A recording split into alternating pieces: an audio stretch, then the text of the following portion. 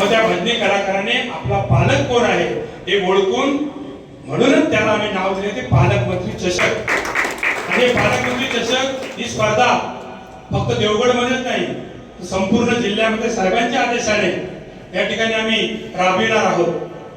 याचं कारण, राबवण्याचं कारण असं आहे की प्रत्येक भजनी कलाकाराला संघटित करणं आणि भजनी कलाकाराला मान सन्मान मिळवून देणं, यासाठी साहेबांनी जी केलेली मेहनत आहे मी त्यांच्या मागे आहे. गेली 2 वर्ष मी साहेबांकडून वेगवेगळ्या माध्यमातून भजनी कलाकारांसाठी वेगवेगळे प्रयत्न चालू आहेत.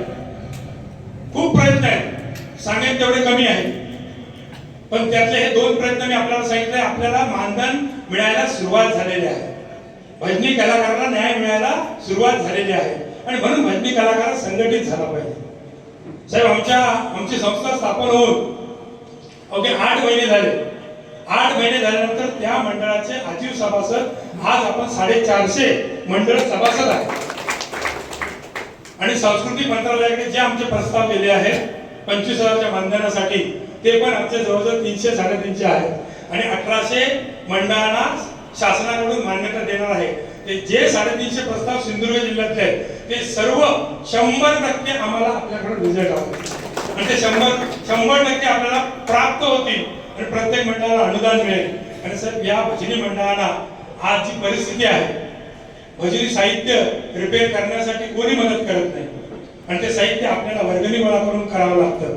काही भजनी कलाकार असे आहेत एवढे तरबेज आहेत आणि म्हणून महाराष्ट्र राज्यामध्ये आम्ही ठरवलेलं आहे या स्पर्धा झाल्यानंतर या प्रत्येक स्पर्धेतून 2-2 कलाकार निवडून एक जिल्ह्याची वेगळी स्पर्धा तयार करून त्या स्पर्धेमधील 2 कलाकार महाराष्ट्र राज्यामध्ये पुण्यामध्ये जागतिक दर्जाची भजन स्पर्धा होते त्या स्पर्धेमध्ये आम्हाला ते दोन्ही स्पर्धक उतरवायचे आहे. ही आमची संकल्पना आहे. भजनी कलाकाराला भजनी जो नवीन तरुण वर्ग आहे, जो तरुण वर्ग भजनाकडे वळलेला आहे, त्याला प्रोत्साहन देण्यासाठी ही संस्था काम करत आहे. मला या माध्यमातून एवढंच सांगतो की साहेब, आपण या ठिकाणी आलात आणि या पहिल्या भजन स्पर्धेचं उद्घाटन आपल्या हस्ते झालं. आम्हाला फार आनंद झाला आणि खरोखरच 8ही तालुक्यामध्ये अशा दर्जेदार स्पर्धा आपल्या माध्यमातून आम्ही राबवणार आहोत. या ठिकाणी खरोखरच देवगड तालुक्यातील देवस्थान, कुणकेश्वर देवस्थान समितीने साहेब आमची अतिशय चांगली व्यवस्था केलेली आहे या ठिकाणी.